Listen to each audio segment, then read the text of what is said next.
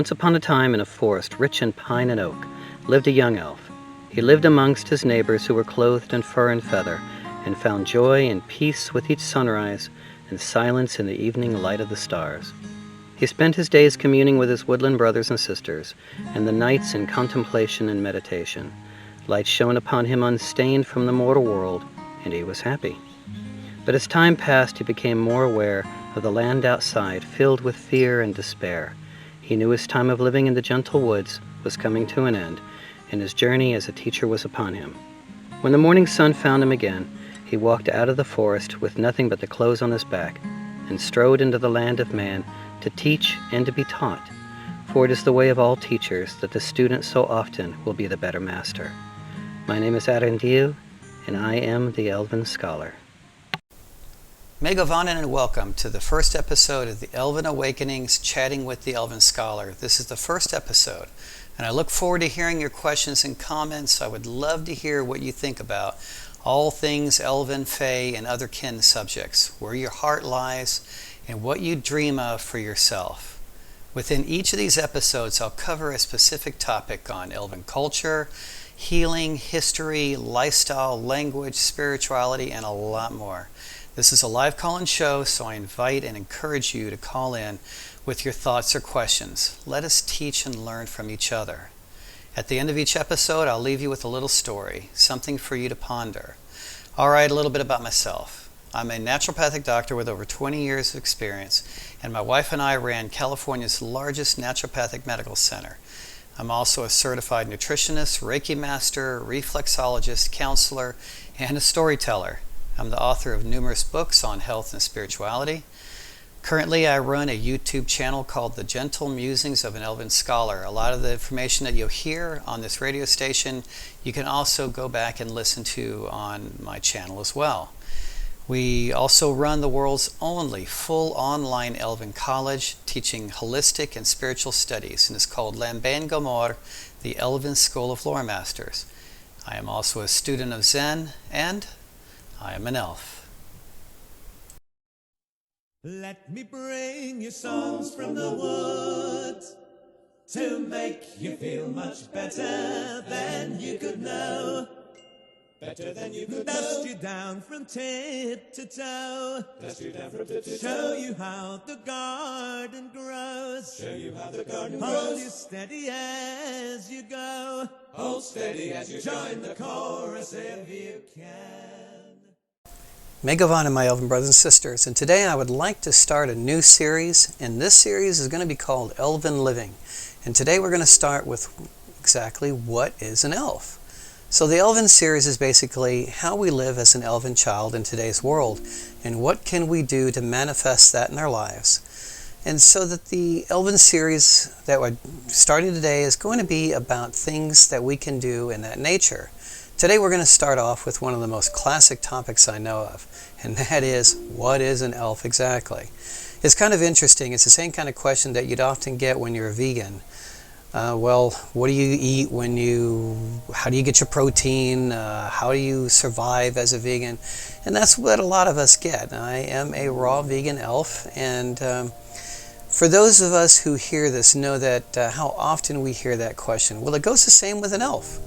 What is an elf? So I'm going to go ahead and talk about that and see if we can clear things up for a little bit here. So the series is going to be about this starting today, and we'll see what we can touch on in future topics about some of the courses and things that we have, and to give you a brief view of what, for example, we have online an Elven school, an actual online Elven college called Elven Scholar, the Elven Scholar Masters. And in there it is an actual school where you learn how to be an herbalist, even up to a medical herbalist, nutritionist, things of that nature.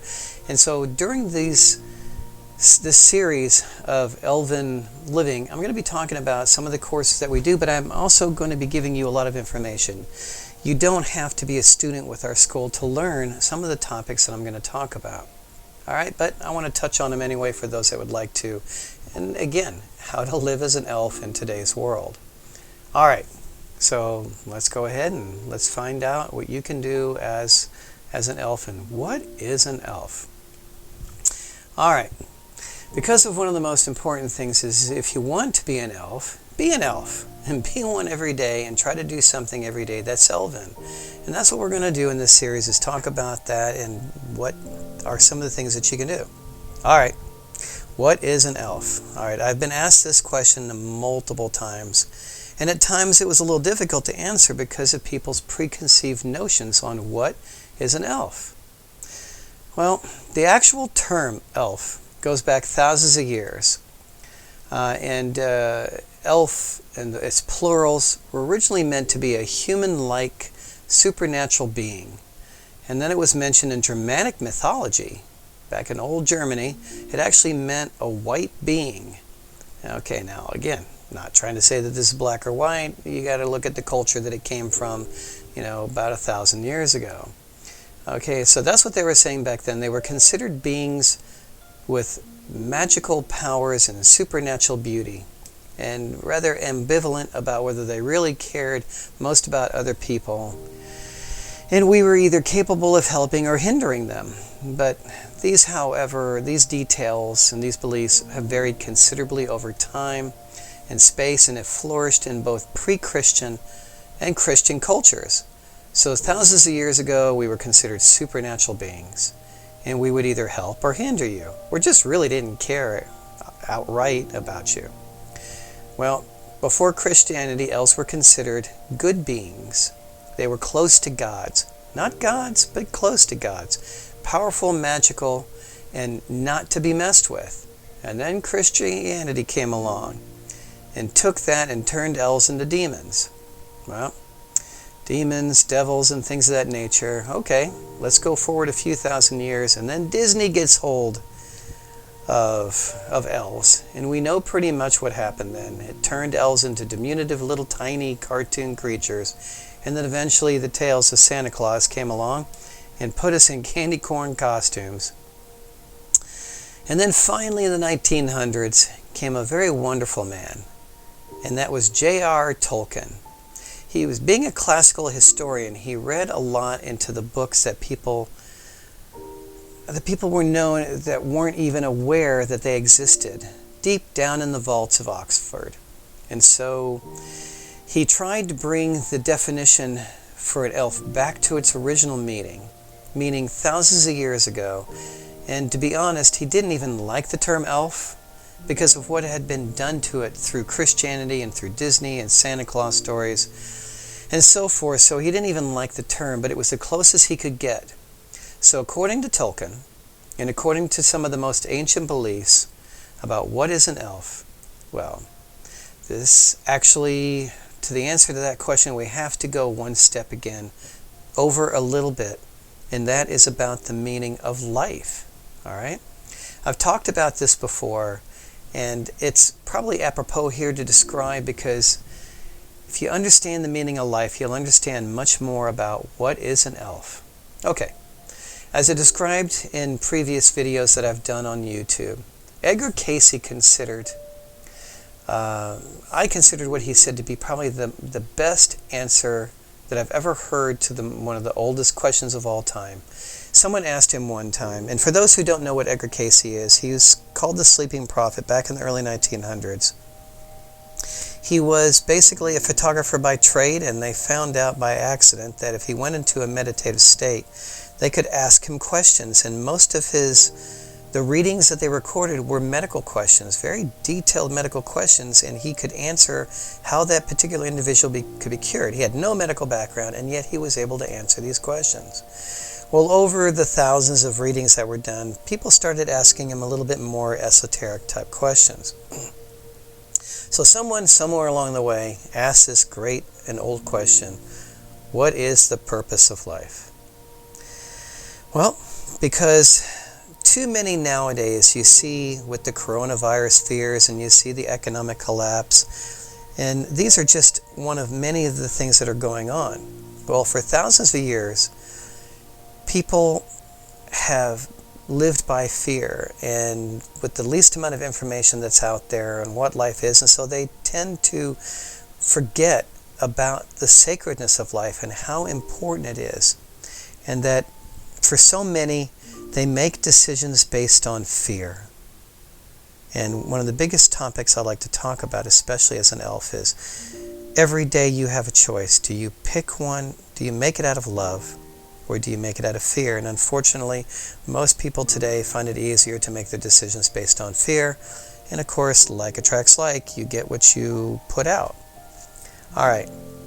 But if you really understand what life is about and understand what the purpose is of life, then that alone bestows hope to you, and that hope diminishes fear. Okay, so Edgar Cayce answered it at one time, and I wrote a book about this years ago, about the medical protocols.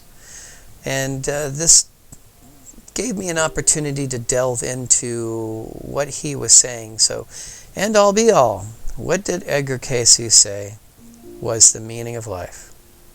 All right.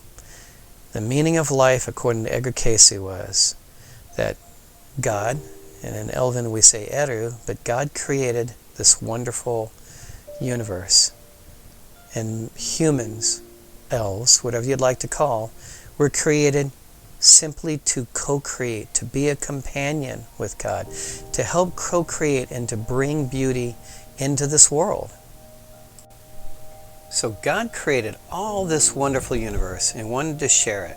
And so we were created as companions to share in this creation. Absolutely an amazing definition of what life is all about. Well, it goes one step further. Not only did he want the companionship, or she wanted the companionship, but also bestowed upon us, and this is where the definition for Elven really comes in, bestowed upon us the gifts of co-creating, to actually be a part of creation, to co-create with Eru, with God, and to bring beauty into this world. All right? Knowing that whatever we do comes through us from Eru. So, we were created to be co-creators in this amazing and wonderfully magical universe. So, if one definition of elves could be given from my point of view, for me it would be that we have been given the gift to work within this creation in a balanced and centered way or manner, to continue to add beauty and to build on what Eru or God originally started. What an amazing creation. We were created to continue with the work that Eru started, to continue to create and add beauty to this universe. How more Elven can you get? All right, what I'd like to do now is to explain a little bit more in greater detail about how this applies to us as the original design for elves. As elves, it is our place to make this world a paradise. That is so important with what's going on nowadays. Our task is one in which the laws of creation are able to be manifested in our everyday lives rather than simply in stories and in myths. We are here to bring back the myths, back into memory again, to bring them back alive again, to wake up the old myths. I do honestly believe that indeed that this is possible, and I've witnessed it personally in my own life. Now, having said that, how do we do it in a manner that allows for creation to express itself as it needs and not simply as what we believe it should be? In other words, it's our job to co-create with this universe and to bring the beauty out, but in a balanced manner.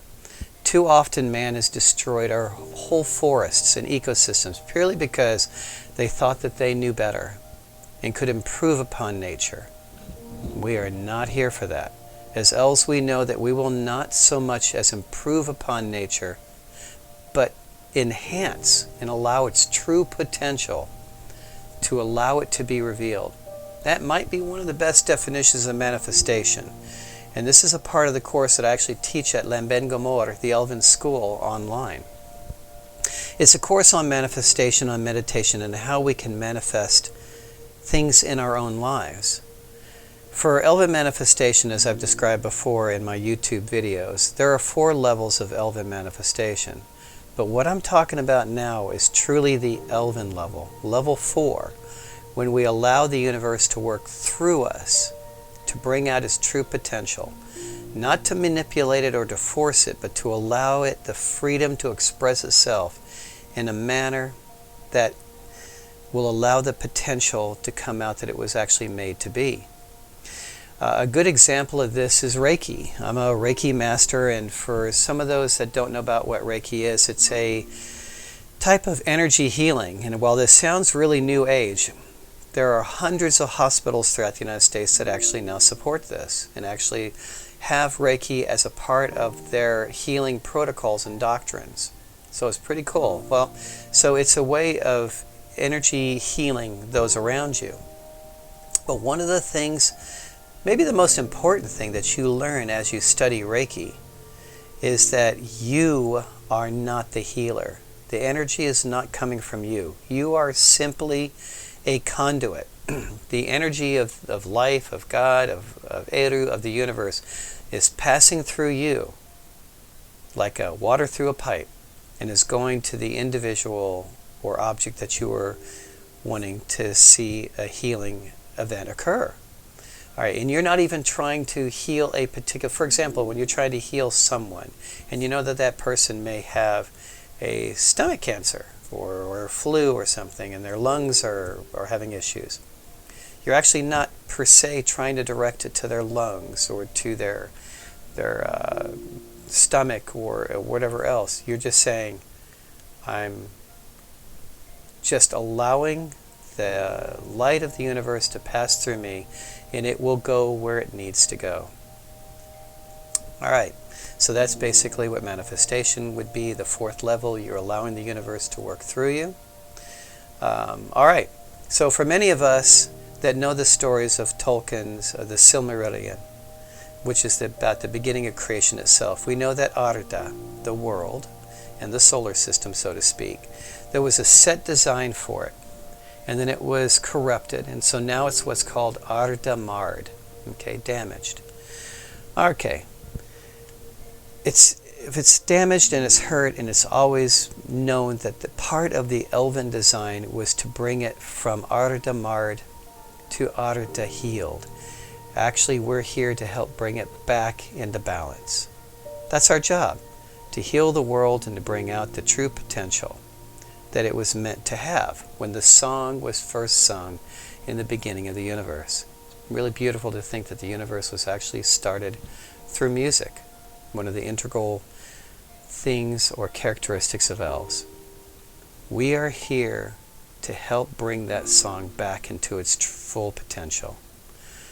So, again, that may be one of the best definitions of manifestation, to simply allow the true potential of the time or situation of the individual to be brought forth into fruition. To let it become what it was always meant to be. And that is within our power, given to us through Eru, through God. All right. I love, along with Tolkien and all the other stories, I love the Dark Crystal. Yeah, the Dark Crystal has a whole series of books out now on the age of resistance and so forth, and it is actually very apropos to this subject. It seems to fit us well. There is a wonderful phrase in there, and if you take a few of the words out and exchange them, it really becomes a great definition for us. And it was given as for the Gelflings, the elves of that story. And the phrase goes that their world is called Thra. So just think about that in place of Arda. The gifts of Thra were to be shared with one another and to unite what once was fractured, to heal what was ailing, to save what was corrupt, to mend what has been broken apart, and to protect what was most important. That was the key to awakening those gifts. It was all about the same cycle, the same web that connected Gelfling to Thra, to one another. And that's what an elf is. We are here to heal, to use the gifts, the magic, in an Elven is called Sarina, that Eru gave us, to help heal the world and to help create new beauty and to bring the song back into balance and let it become what it was meant to be, to allow its true potential with everyone else and to allow them to grow and become what they were meant to be, you and I, to become what we are truly meant to be. But in reality, we already are there. It's just that we just need to realize it, to reawaken to that truth of who we really are. It's time to return to our destiny. As we see what's going on in the world today, it's time to wake up, to always seek for balance in the universe. One of the most important aspects of this is to heal within balance, that we don't force it, that we don't produce what we believe that it should be, but to let it happen on its own, through us. That's one of the beauties of being Elven. It doesn't matter whether you're religious or not religious, whether you're Christian or Jewish or Muslim or pagan. An elf is an elf, and we're here to help heal and to create paradise on earth. As elves, we are the stewards of the world, or of Arda, and we are co-creators with Eru, with God. And it is our task to help heal the world that is marred, and to bring out her true beauty, and to add magic back to the world, to bring magic back, so to speak, through our unending love of the earth. Well, the world has shown that in just a few short weeks of man hiding in their homes, that it can begin to heal from the toxicity of human's creation. This is the time when the elves can reawaken all the more and continue the healing process. So if anything, that's what elves are. We don't have to have pointed ears. We can dress medieval or not. You can dress in a suit and tie or in a suit of armor. It's up to you. But we are what we are. Companions of Eru, and we are here to co-create and realize Arda the healed, to realize the earth healed, and to use our special gifts of creativity that we were given by life to help bring that back into being, both myth and magic, and to bring beauty back into the world. So that's it. You're welcome to take a look at the Elven Scholar YouTube channel for more information, as well as look at the Elven School Lambengamor online.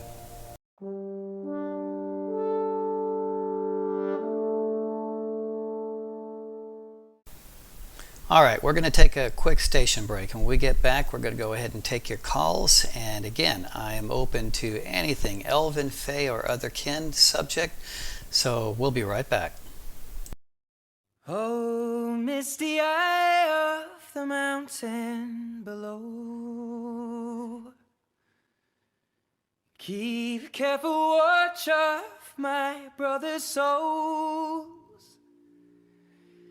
And should the sky be filled with fire and smoke, keep watching over during suns.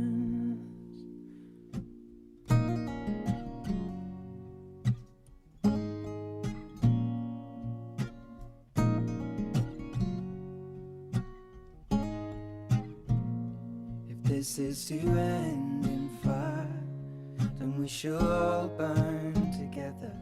Watch the flames climb high into the night, calling out, Father, oh, stand by and we will watch the flames burn over and on the mountainside. Okay, I'm back. So let's go ahead and see if we can take some calls. Let's go ahead and we have a call in from Sean McKenzie from Canada. Sean, go ahead and let me know what you're thinking about and any questions you might have. Yeah, thank you very much. That was a great explanation on how elves identify and how they relate to nature and the environment and such. Right. I do have a question though. All right. So what are some of the things that we who identify as elves, what are some of the things that we can do to connect more to elves in our daily lives?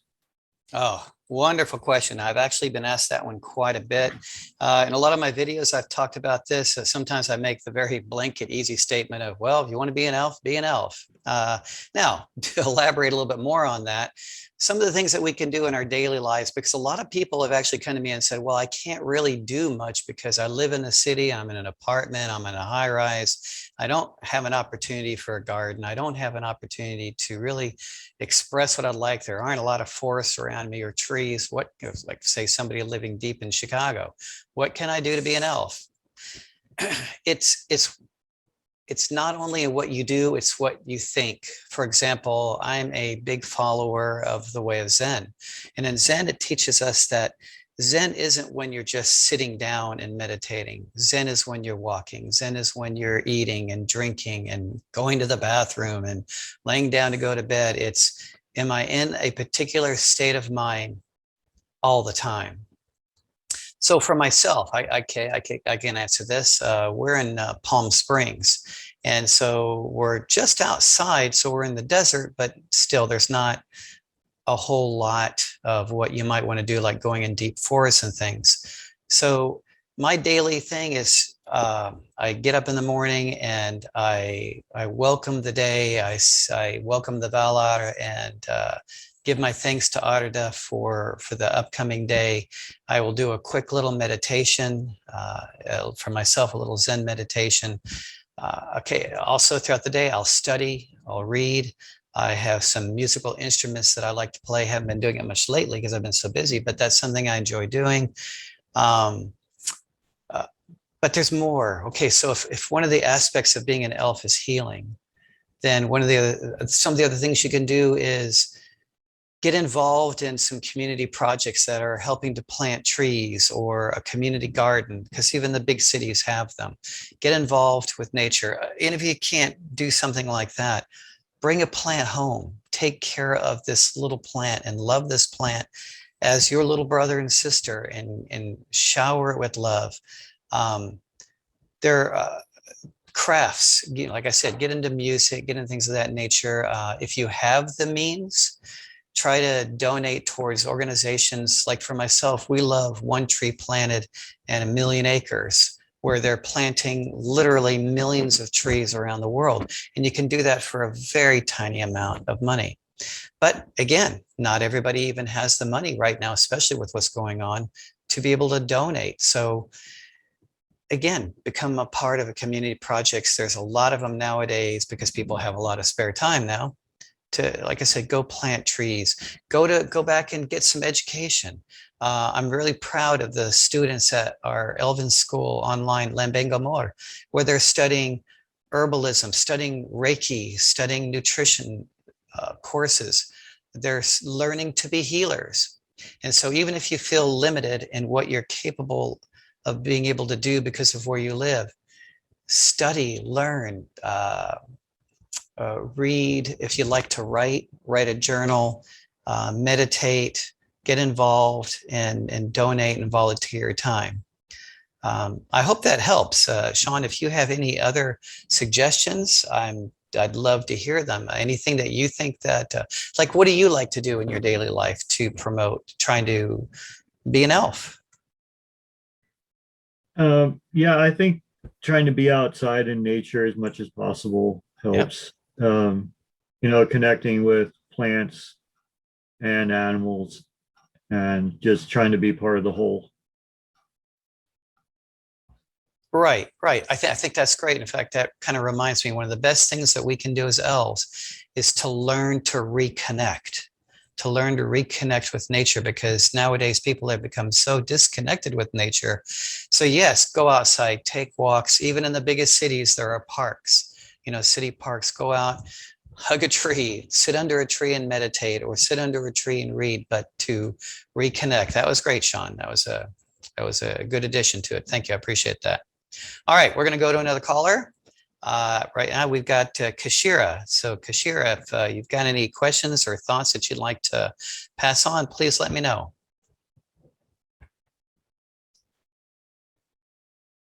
Okay, I think Kashira is, there we go. Hi. Oh, Sorry. You're back. No just worries. trying to figure that out.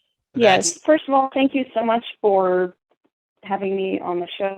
I'm really excited about this. It came at the perfect time. And Wonderful. It's so exciting to see, this happening. So, yeah, I do have a question. All right.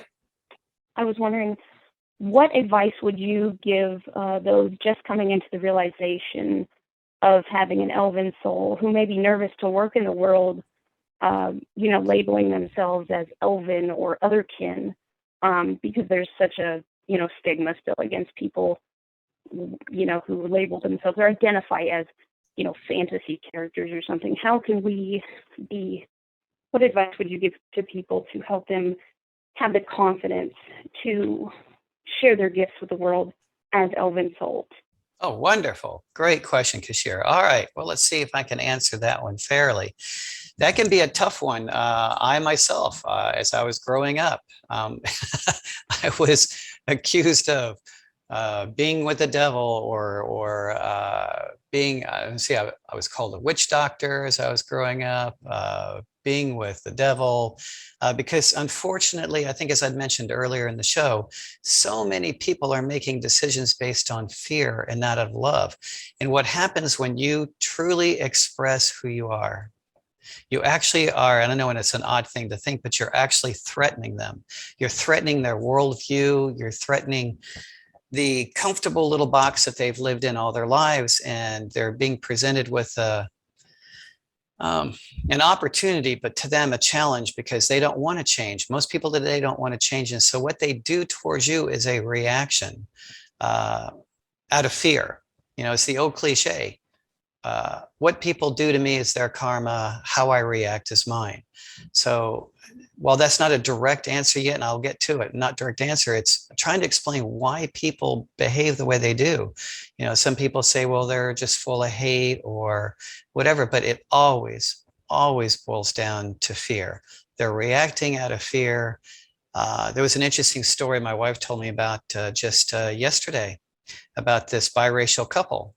And the guy, the husband, had a serious issue, and so he became a quadriplegic, and his wife took care of him, and she's been absolutely wonderful. Well, one day they were at a parking lot and they couldn't quite get into the handicapped area, and so some guy had moved in and was parked kind of in the way. So she got out and gently asked him, would you mind, scooting over a little bit so that we could go ahead and get in there? And my husband needs to get in and out of a wheelchair. Well, he moved, but he moved into the handicap spot. And so they tried not to argue, and they went and parked somewhere else. And as they were going by, the husband thought in the wheelchair, he thought, well, this could be a teachable moment. And he said, well, just let you know, we're okay. We're going to be okay with this, but somebody else may come along who really could use that spot.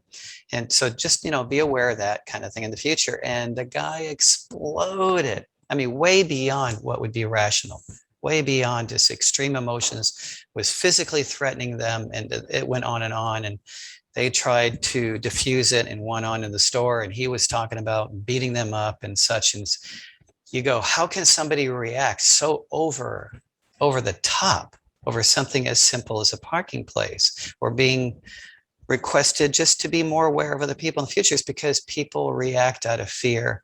You have threatened their worldview. So that's why they do it. What can we do about it? Well, on the one hand, Shakespeare, to thine own self be true. You have to be who you are and not ashamed of that. And for a long time for myself, I've never been ashamed of being an elf. In fact, I reveled in it. I remember it as I was growing up, and all the kids were acting so different and would look at me as being different. I never, ever once minded it. I never felt like I wanted to be part of them, because I knew I would have to compromise. And I would try to be kind and talk to them and share with them. But I never felt bad that I wasn't part of the in group. It made me sad that other people couldn't see me for who I was. And then I became a doctor, and that became really hard, because a lot of people really don't accept elven doctors nowadays. That's a tough one. And I still bring it into my practice, even though people may not know that, but I still bring it into my practice and use it. But even that bothered me a little bit, because I felt like I wasn't being exactly who I could be, until I eventually realized that, you know what? Some people just are not ready. I do a lot of counseling with addictions and anxiety and depression type patients also. And sometimes people just aren't ready to hear these things. They're not at that place. Maybe it'll be another life. Maybe it'll be years from now, but they're just not ready. So I make sure at the very least that I be who I am. I may not announce it because they just simply won't understand it, but I make sure that what I do in my daily life is not in contradiction to who I am. so that I just simply will shine. And if there are those that can see the light, then my gosh, I'm going to share it with them and we'll have wonderful conversations and grow together. And if they can't see it, that's okay too, because that's their path. It's one of the most common things I say is everyone has their own path and they all walk at their own pace. So I may not tell everybody who I am, but I won't act in contradiction to that. And if they happen to see through it, I've had people, it was really quite amazing. I was sitting, and this is in a medical type situation. I was sitting at a table and it was a convention or show kind of thing. And I'm sitting there and it was about medicine. It was a medical type booth. And all of a sudden, some young lady comes up to me out of the blue. It had nothing to do with the situation. She went, "You're an elf."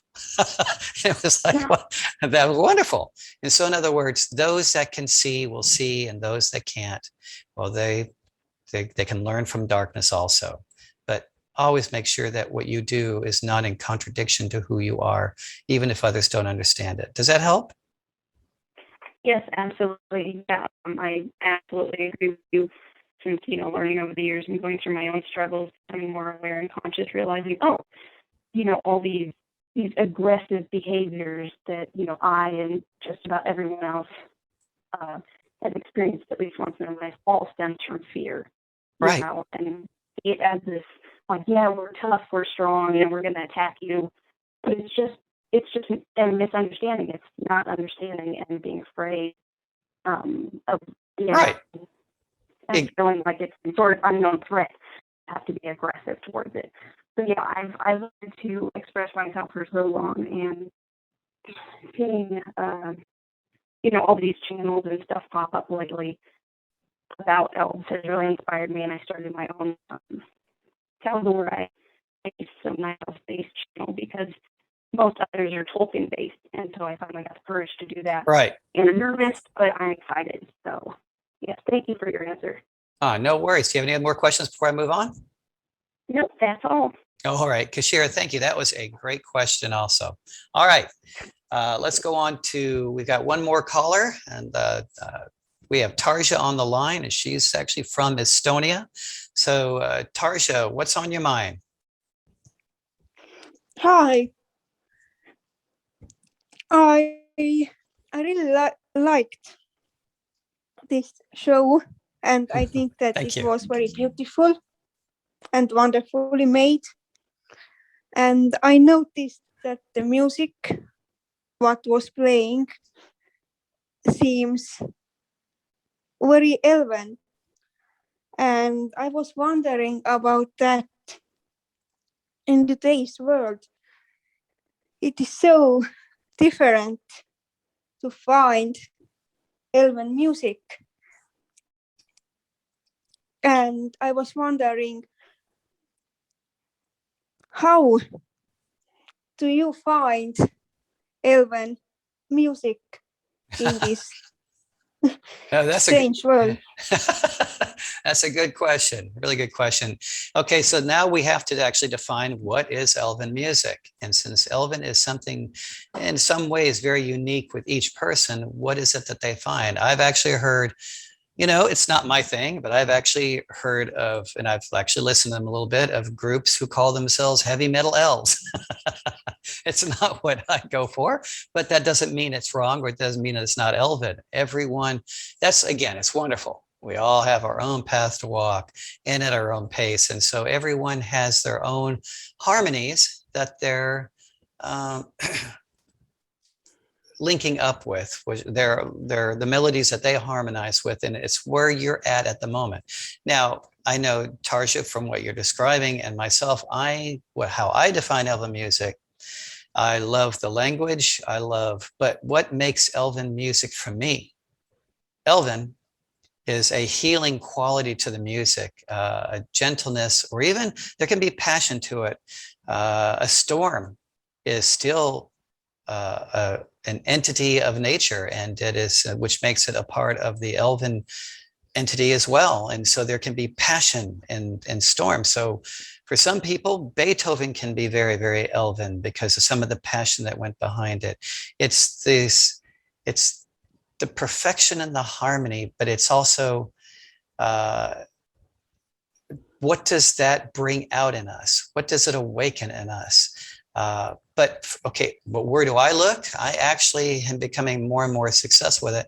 YouTube for me has been a great place. I start off with things like Elven. I type in Elven music and I go look for it, or I'll try like pagan music, things of that nature. And I tell you what, even just 5-10 years ago, it was really hard to find what we would call Elven music that had that kind of spiritual quality to it and gentleness and that connection with nature. That's also a part of Elven music. Prior to the movies, The Lord of the Rings that came out, back in the early 2000s, there was very little out there at all. But thank goodness to Peter Jackson at the excellent job that he did. I know there's a lot of purists that said he missed a lot of things in the movies. I'm not so much a purist. I'm in for the message, not so much for, what's great engraved in stone, but the spirit of the message. I thought he did a great job. And what he really did was reawaken a lot of people to, oh, there's a whole nother area of life out there. And so there are now, like Ariana, there are more and more people who are actually writing music in Elvish. Yeah, a lot of it's Tolkien, but they're approaching it from the Tolkien point of view, which is deeply connected elves with nature. And so for that way, I really do attune to what Tolkien was trying to teach. So I know he doesn't hold the entire book on elves. He was one wonderful paragraph in what elves are. And so what he did and what Peter Jackson did with the movies, it's now becoming a lot easier to find that kind of genre of music. And we can find it now on YouTube quite a bit. And again, it's what is Elven to you that works for you. Does that help? Yes, it was wonderful. All right. Thank you. You got any more questions? No. Okay. All right. Well, thank you. We'll be right back after a short station break, and I'm going to tell you a little tale about letting go. We'll be right back.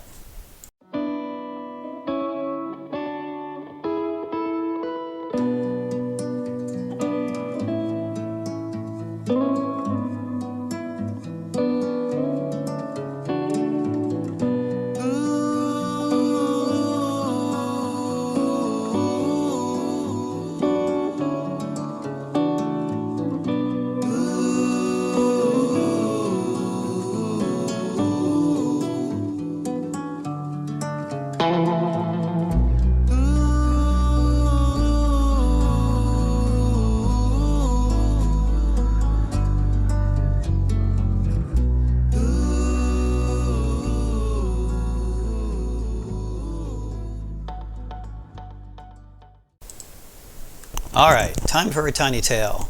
This is one of my favorite stories, and it is presented to us from one of my favorite authors, Richard Bach, and it comes from his book, Illusions. I highly recommend anybody who is interested in a fable with a spiritual message to it to check out his book.